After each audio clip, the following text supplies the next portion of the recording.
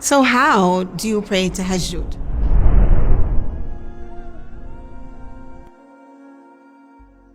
How is it different than any other prayer? Well, first of all, let's talk about timing. We know that qiyam al-layl and tahajjud are kind of interchangeable words. Usually, if you pray it after Isha, so right now we're talking about the time between Salat al-Isha and Salat al-Fajr. This is the nighttime between the nighttime prayer and the morning prayer. Now, if you pray before you sleep, we usually call this qiyam al-layl. And if you sleep and then wake up, we usually call this tahajjud. How do you pray it? You've prayed Salat al-Isha, you've prayed your sunnah of Isha, and now what? If you're going to pray qiyam al-layl, you can stand up and make intention for 2 extra rak'ah, and you just pray 2 rak'ahs, and then you can sleep. Or you can sleep after Isha, or do the dishes or whatever you do, and then you go to bed, wake up before Fajr. Now, simplest, you can wake up even 15 minutes before Fajr, and just make wudu and pray 2 rak'ahs of tahajjud, and then you wait for the Fajr prayer and you pray. That's the simplest. That's the basic. 2 rak'ahs of tahajjud. Now, here we have also Salat al-Witr. Okay, so Witr is a very strong sunnah, and it's meant to be prayed at night. So the next step we can say is we're going to wake up just a tiny bit earlier, pray 2 rak'ahs of sunnat al-tahajjud, and then pray Witr. Depending on if you're praying at which madhab you're praying, you're going to pray all 3 rak'ahs together, or 2 and then 1. Now, what else can we do at night? Of course, first of all, what has the Prophet ﷺ told us about the numbers of rak'ahs to pray at night? We have many different narrations that talk about the number of rak'ahs. Abdullah ibn Umar radiallahu anhu tells us that the Prophet ﷺ would pray 11 rak'ahs. So that's 8 plus 3, which is the 8 rak'ahs of tahajjud plus 3 of witr, 8 being 2, 2, 2, 2. Now, mind you, the prayer of the Prophet ﷺ was not the prayer of your regular Ahmad or Tala. It was a prayer that was long and extended.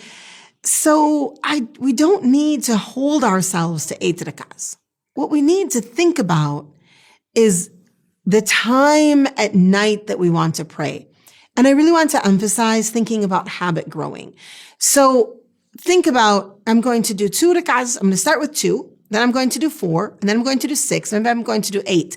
Now, maybe I'm doing 8. Maybe now I want to expand each of these rak'ahs and make each one longer. Maybe I'll just do 4, but I'll make them longer. Or maybe I'll do something else. Here are a few ideas of things to do at night. Our community, one of the things that our community is struggling with is missed prayers.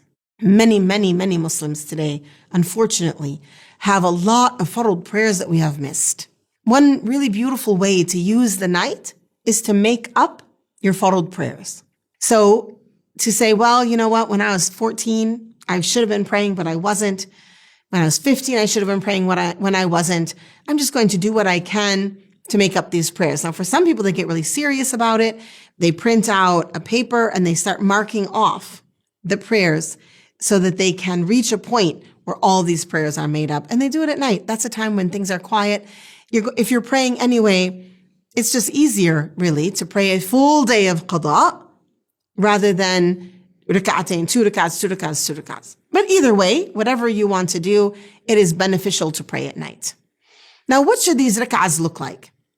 When you are reciting Quran at night, you recite the Quran out loud. You benefit from listening to it yourself. Your recitation improves, and maybe you'll be like Usayd radiallahu anhu, where the angels are coming down and listening to your recitation. Now, of course, I know that not everyone's Quran memorization is good enough to be able to do this at night.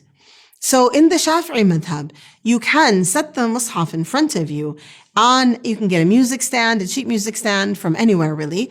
Go to your local shop, better than those big online stores, and buy one, put it in front of you. Then you can get a mushaf that is bound with a spiral bound mushaf that will lay flat, or anyone that's big enough, even a tablet on a stand like that. And then it's right in front of you. So you can pray a longer prayer. You can pray a whole page or 2 pages in that rak'ah, where you're slowly meditating and thinking about these verses, listening to the verses as they enter into your heart, and spending time. And remember what Hudhayfa radiallahu anhu told us about the prayer of the Prophet ﷺ, that the standing was equal in time to the ruku', was equal in time to the sujood, to the movements of the prayer. Think about that, especially at tahajjud. I know that when we're busy in the day, sometimes our dhuhr prayer might be really quick. Oh, got to run off to that meeting. Or maybe asr, you have to go and cook dinner. Or maybe at maghrib, you have bedtime things going on with the children, or a Zoom meeting or something that's nagging at you. But at night, even WhatsApp stops working. Well, for the most part. Here is a time to have a balanced prayer, to recite, to settle in your ruku', settle in your sujood. And one other really important part of tahajjud is dua. So we talked now about rak'atain, 2 rak'ahs, or you can do qada yawm, a day of qada, or you can do any sort of special prayer. So I'm just going to list some special prayers that you might be able to think about. And this is something fun. Make tahajjud interesting for yourself. If you're a person who's not in love with routine, do something different every night. One night you can do qada yawm. One night you can do 8 rak'ahs. One night do 2 rak'ahs reciting Surah Al-Baqarah, for example. One night maybe you can do Salat al-Tasabih. Maybe one night you can do Salat al-Hajjah. If you don't know what these are, you can look them up. You can Google them, alhamdulillah, or look them up in your fiqh book. The prayer at night is a time to really develop that relationship with Allah subhanahu wa ta'ala. So having new things to do is a good idea, but also take note of the environment. Set up your prayer place. The other day in my own house, I was doing some spring cleaning. It actually was summer cleaning, but some summer cleaning, and I was moving things around, and my daughter wasn't home. She came home and she kind of looked at me with a panicked look. Mama, where's your prayer place? Because I didn't have one out at that moment. I said, don't worry, I'm moving things over here. But get our children used to seeing that there's a place in the house where we settle in our prayer. And also for yourself, is something about knowing where you're going to go. Light a candle, spray some perfume in the area, or incense, whatever it is that you like to bring beautiful smells. Bake some cookies in the middle of the night. Bring some cinnamon rolls and open it up so that smell is filling the air. And make it a place of cleanliness. Make sure your prayer clothes are clean. Make sure the prayer carpet is something easy to sit on. If you are not able to do sujood, you have knee issues or a broken leg or something, then have a chair that's comfortable. Pay attention to these things. Get the place ready so that when you wake up, your appointment, your meeting with your Lord is prepared. You're just beautifying yourself with wudu, and you're going to that prayer carpet. You begin with rak'atain, 2 light rak'ahs, and you do these 2 rak'ahs, and they're very lightweight. That means they're not very long. That's how the Prophet ﷺ would do it. And then the next ones are longer. You've warmed up, just like exercise of the heart, exercise of the spirit. You've warmed up, and then you extend that, and then you sit and make dua. And if you're a person who can't think about what to make dua for, make notes during the day and set that next to you so that you can look at it and remember to make dua for me.